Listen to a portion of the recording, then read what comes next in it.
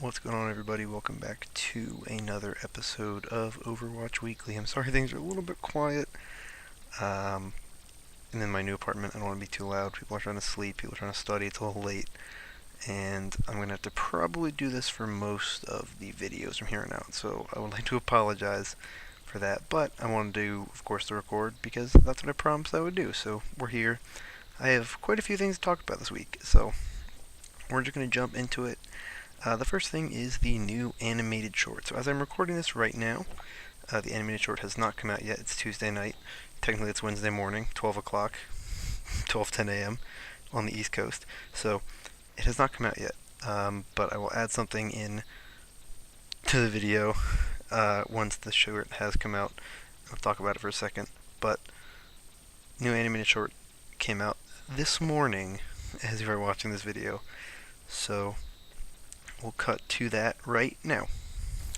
Alright, it is now a few hours later as I'm recording this, and the animated short is out. It's called Shooting Star.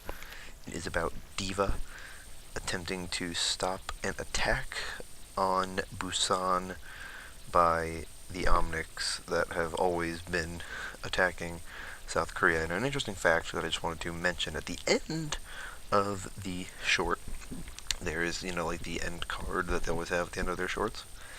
And it shows off a D.Va skin that we've never seen before. It looks to be some kind of mecha skin. It's a little hard to tell exactly what it is.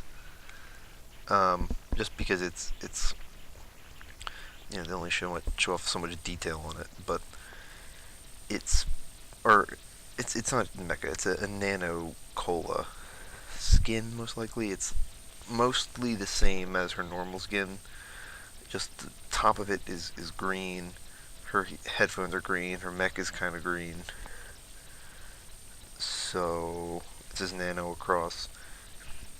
This is a skin that we probably will be getting at some point as an epic skin. Maybe this means we'll be getting more base loot box updates in the future, I don't know, but that is the whole thing with the animated short. It's linked in the description if you want to see it. But now we're going to get back to the normal video. But with the short out of the way, let's move on to the next story, which is that there is an Overwatch free weekend coming up this weekend, starting tomorrow, August 23rd, and running through the 27th. So if you do not have the game yet and you want to play it on PC or Xbox One or PS4, you can do that this weekend for free, which is pretty cool. If you don't have the game yet, play it because it's fun. The next story is the Overwatch World Cup. This past weekend we had the Incheon group stage. 6 teams competed: South Korea, Finland, Russia, Japan, Chinese Taipei, and Hong Kong. I talked about this last week. So if you missed that, I talked about it, went over the rosters, but the group stage is over.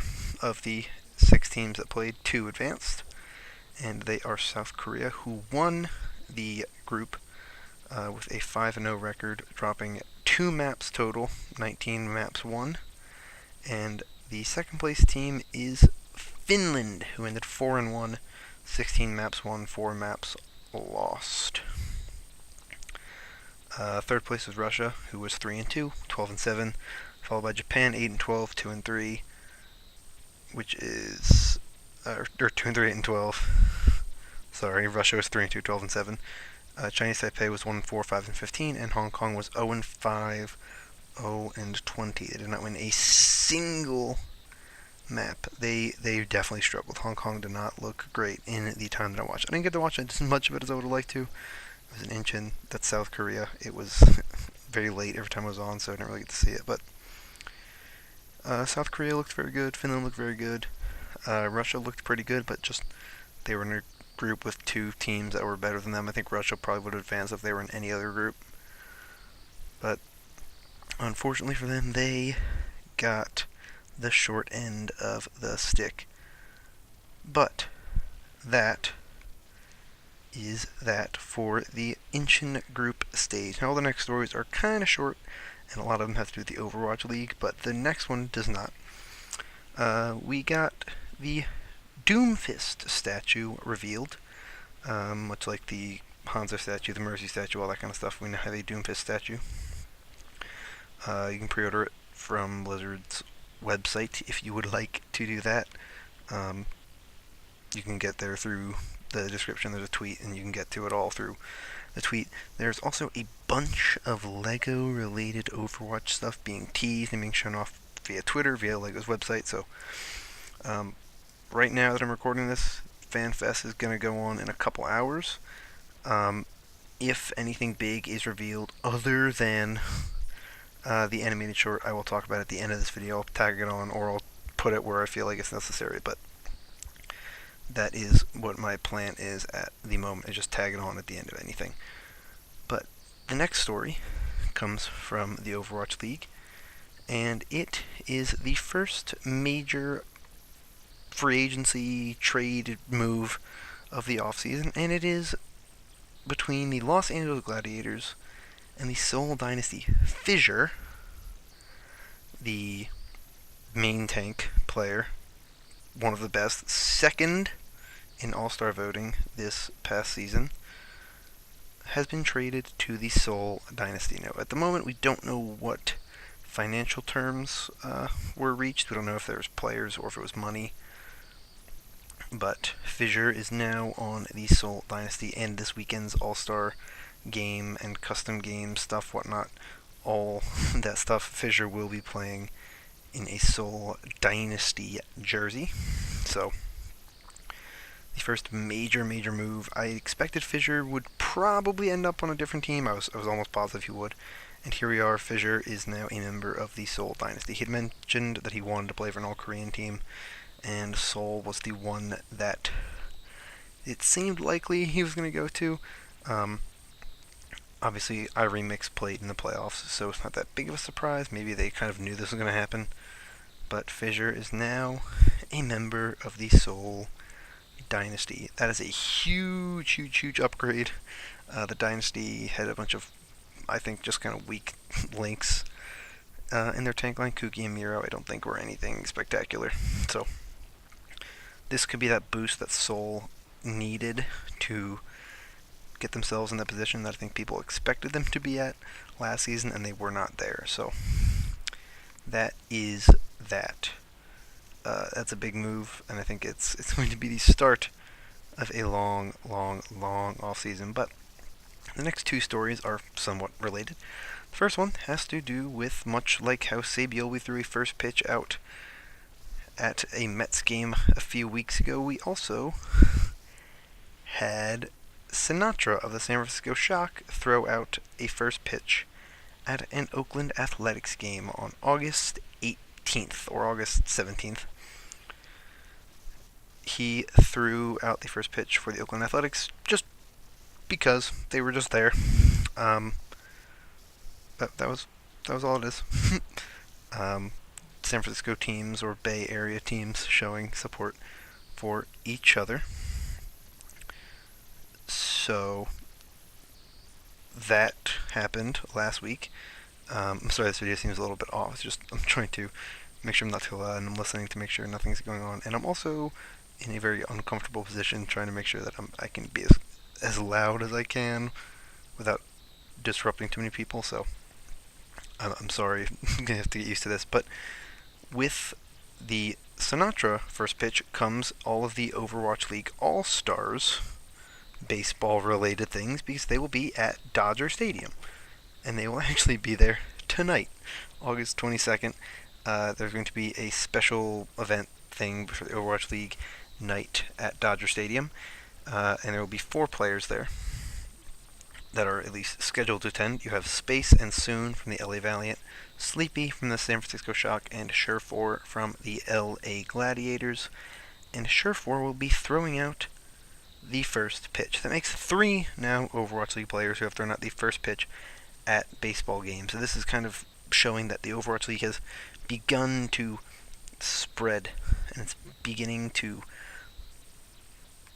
find its way into more mainstream entertainment, whether that be sports, whether that be the radio. I have a little bonus link in the description below if you want to listen to it. It's an NPR piece that was done on the Overwatch League. Not going to talk about it too much, just it's down in the description if you want to read it. It'll be the bottom link in the description if you want to check that out, but I digress. We see all of these things now that the Overwatch League has kind of spread. Obviously, it's on ESPN now, and it's very, very big. There, it did pretty well. I mean, it brought in a lot of viewers. It's not the biggest esport of all the esports. If League of Legends had an Overwatch League type thing of cities and support stuff like that, it would be massive. But it's not that way. Obviously, we know that. But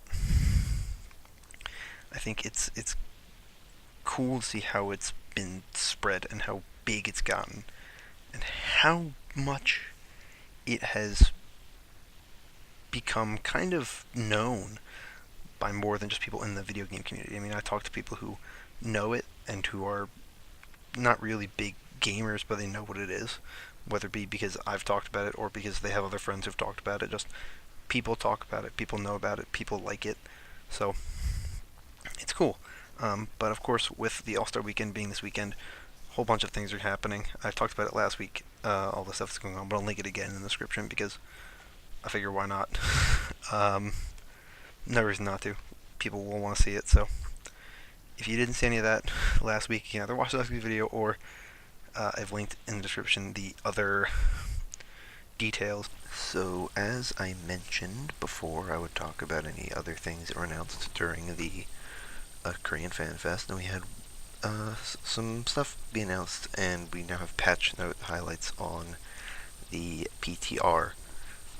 The main thing is that they have announced a new map. The map is Busan. It's available now on the PTR. It is a control map with 3 locations: Sanctuary, Downtown, and Mecha Base. So, on the patch notes it says, explore the serene setting of the Sanctuary, surrounded by an ancient temple, beautiful gardens, and historic architecture. Clash in the bustling metropolis of Downtown, where players will fight across a busy PC Bang, flashy karaoke bar, and central light rail station. Just watch out for the train. Contest for position in Mecha Base, home of South Korea's frontline defense against the Guishin Omnic attacks. D.Va and the rest of the Mecha Squad. There is also a hero gallery filter that's added, so you can use that in the hero gallery, so you can customize your search for cosmetics by category, whether it be seasonal events or whether they're from the Overwatch League, if it's an epic or a legendary or whatever, and also if they are something you have unlocked or something you're looking to unlock. And there are some changes for heroes. Ana had her biotic rifle precision of the relativity aim sensitivity increased while zoomed through a slider. So if you go to Options Controls Hero Ana, they increased the precision of the relative aim sensitivity while zoomed slider. Sorry, I delivered that horribly the first time. So that's an option you can change, so you can get it to be more where you want it. For Brigitte, her shield bash now knocks down and gets knocked down by other charging targets, e.g. Reinhardt and Doomfist, so much like how if Reinhardt hits himself, or for Reinhardt and Reinhardt charge each other and hit each other, they both fall down. The same thing happens now with Brigitte. Reinhardt had a bunch of changes to Earth Shatter. It will now consistently hit enemies near walls, no longer will hit enemies that enter the damage cone after the, quote, wave has passed that area, no longer will damage enemies behind barriers blocking it, even if the barrier is later dropped or destroyed, and will always travel up inclines and around the payload. And the developer comments say, we've given Earthshatter a complete overhaul to combat inconsistencies with its performance, and these changes will make Earthshatter's behavior more predictable and effective. And the final change is to Widowmaker, who also, with the Widow's Kiss, had an increase, or they increased the precision of the relative aim sensitivity while zoomed slider. So same thing with Ana, but this one can be found under Options Controls Hero Widowmaker. So that's it for all of the major changes. There's some bug fixes, whatever, but those will be linked in the description if you want to look at the full patch notes. But I'm going to end this video off here. If you enjoyed, please consider liking and subscribing. Helps out a ton with the channel. Comment down below what you thought of the DVa Animated short, and also what you think of the Busan map. But with all of that being said, I'm going to end this video off here. Thank you for watching. I hope you enjoyed, and I will see you all in the next video.